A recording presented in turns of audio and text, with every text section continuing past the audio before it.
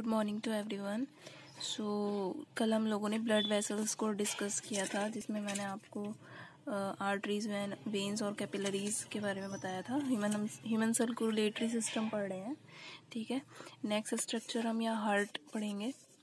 Heart which is also known as a pumping machine. Heart जो है आपका muscular pumping organ है which is made up of muscles. और ये कहाँ प्रेजेंट होता है? It is located in the thoracic cavity between lungs. Thoracic cavity मैंने आपको बताया था कहाँ प्रेजेंट होती है।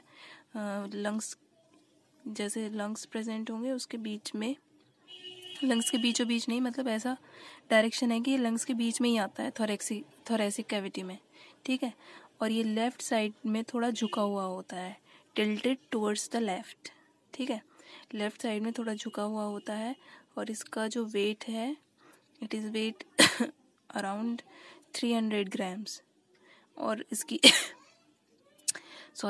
बीटिंग अगर देखें तो beats around 1 lakh times a day, 1 lakh बार एक दिन में, ठीक है। और ये हार्ट जो है वो आपका पेरिकार्डियम कैविटी के अंदर एनक्लोज रहता है, ठीक है। तो जैसे ये हार्ट है, इसके चारों तरफ एक जो कैविटी कहलाएगी जिसके अंदर ये प्रोटेक्ट रहता है वो पेरिकार्डियम कैविटी कहलाती है। और इसके चारों तरफ मेम्ब्रेन्स होती हैं जिसको पेरिकार्डियल मेम्ब्रेन्स कहा जाता है, ठीक है। जैसे सेल की सेल मेम्ब्रेन होती है ना, कोई भी चीज़ की आउटर लेयर को मेम्ब्रेन कहा जाता है, तो इसी की जो आउटर लेयर होती है उसको पेरिकार्डियल मेम्ब्रेन कहा जाता है। और जिस सैक में, जिस कैविटी में होगा ये पेरिकार्डियम कैविटी होगी वो, ठीक है। और इन पेरिकार्डियल जो मेम्ब्रेन्स हैं ये 2 होती हैं। तो इन पेरिकार्डियल मेम्ब्रेन्स के बीच में फ्लूइड प्रेजेंट होता है, जिस वजह से हार्ट किसी भी इंजरी या फ्रिक्शन से प्रोटेक्ट रहता है, ठीक है। और ये एक हमारा जो पूरा रिब केज है विच इज़ बोनी केज, जैसे कि यहाँ लिखा है, चेस्ट में जो होता है रिब्स, तो रिब्स के थ्रू भी प्रोटेक्ट रहता है। इसके अलावा ये कैविटीज़ प्रेजेंट है, पेरिकार्डियल फ्लूइड है पेरिकार्डियल मेम्ब्रेन्स के बीच। तो इन सब के बीच में ये एक बहुत ही सॉफ्ट मस्कुलर स्ट्रक्चर होती है। ज़रा सी भी इंजरी हो जाए तो ये इंसान मतलब डेथ हो जाएगी। तो इस वजह से ये कैविटी में एनक्लोज रहता है, फ्लूइड प्रेजेंट है to protect it from injury and the friction, ठीक है। तो ये हार्ट के स्ट्रक्चर के बारे में हो गया। अब हम इसके बात कर लेते हैं कि हार्ट के जो चारों चैम्बर हैं वो एक दूसरे से जो है वो कैसे सेपरेट है। तो जो 4 चैम्बर है उसमें 2 ऑरिकल होता है और 2 वेंट्रिकल होता है, जिसमें लेफ्ट और राइट डायरेक्शन के बेसिस पर left auricle, right auricle, left ventricle, right ventricle. Auricles जो हैं वो आपके रिसीविंग चैम्बर है, जैसे कि मैंने बताया था AIR, auricle is receiving chamber. Ventricle जो है वो पंपिंग चैम्बर है, VIP, ventricle is pumping chamber, ठीक है। और जो ऑरिकल जो है वेंट्रिकल से सेपरेट रहते हैं, जैसे कि यहाँ स्ट्रक्चर है, ये आपके ऑरिकल ऊपर के और ये वेंट्रिकल, ठीक है। तो ऑरिकल वेंट्रिकल से जो सेपरेट रहते हैं वो कोरोनरी सल्कस के थ्रू, उस सेपरेशन का नाम है कोरोनरी सल्कस, ठीक है। तो उसके थ्रू ये अलग रहते हैं, कौन? ऑरिकल वेंट्रिकल से। तो बीच में जो पार्टीशन होगा उस पार्टीशन का नाम होगा कोरोनरी सल्कस। अब लेफ्ट ऑरिकल, एट्रियम जैसे लिखा है ना, या एट्रियम से मतलब ऑरिकल से ही है, कंफ्यूज नहीं होइएगा। तो एट्रियम से मतलब ऑरिकल ही है। तो ये आपका राइट ऑरिकल,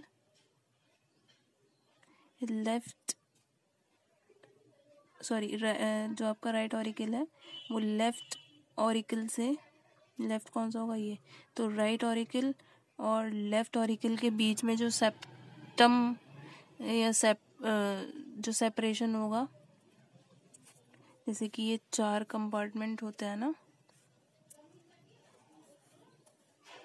ठीक है।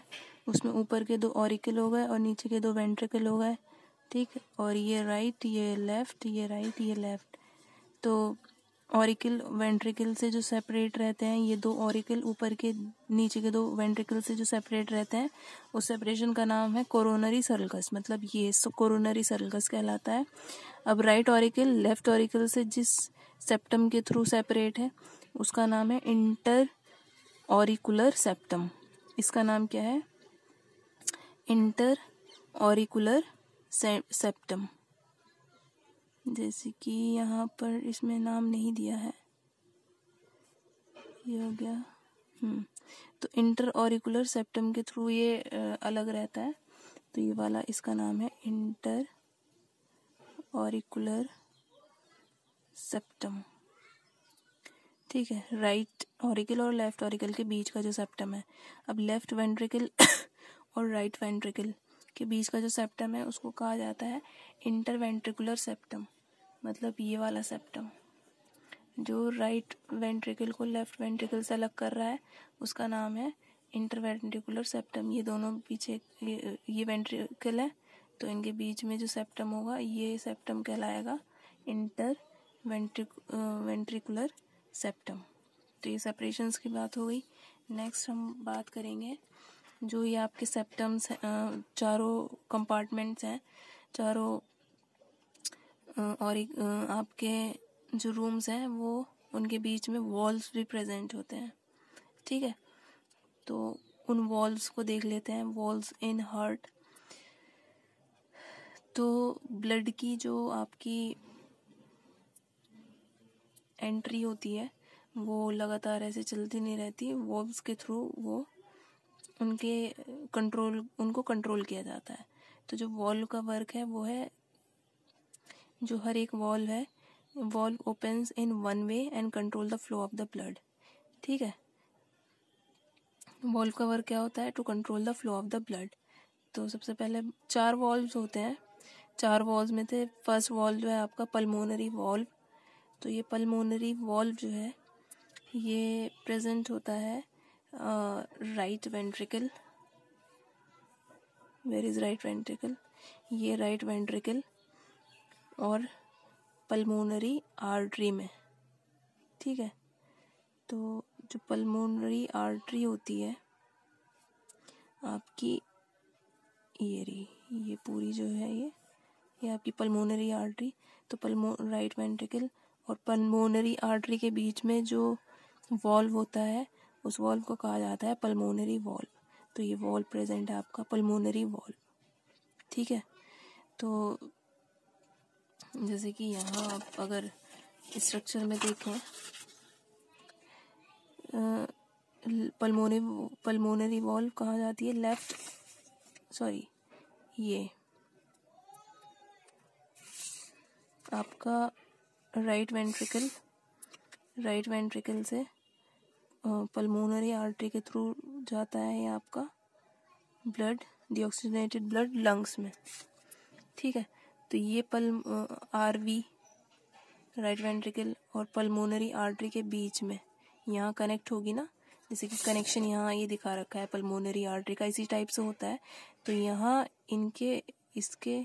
इस राइट वेंट्रिकल और पल्मोनरी आर्टरी के बीच में जो वॉल्व प्रेजेंट होगा वो होगा पल्मोनरी वॉल्व।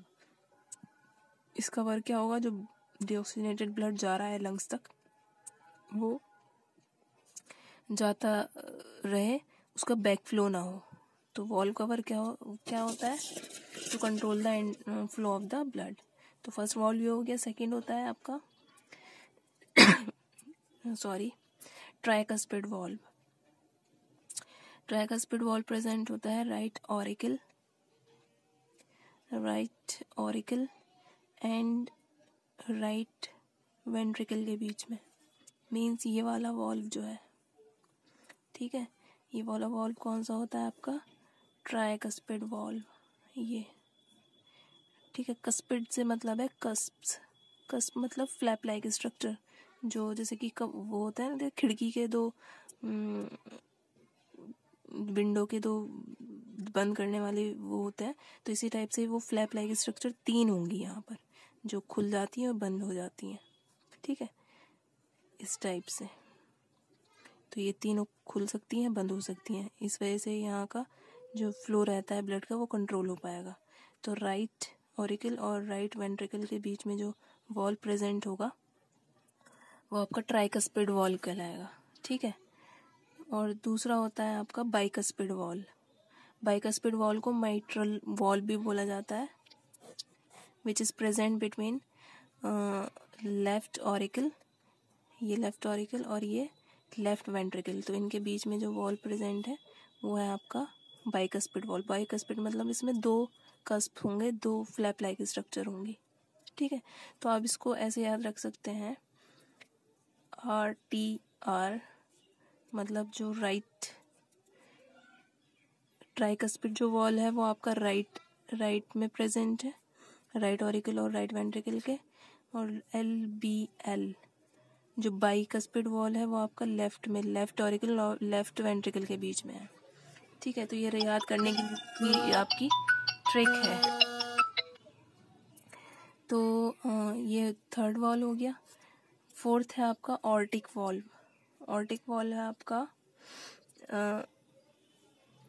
ऑर्टिक वॉल में अगर हम देखें तो ऑर्टिक वॉल प्रेजेंट होता है left ventricle, where is left ventricle, ये लेफ्ट वेंट्रिकल और ऑर्टा, ठीक है। वेयर इज ऑर्टा, ऑर्टा आपकी यहाँ, ये आपको दिखाई दे रहे हैं, ठीक है। ये जो आपको दिखाई दे रहे हैं यहाँ ये वाले कस्पेड, सॉरी ये वॉल्व, ये ऑर्टिक वॉल है।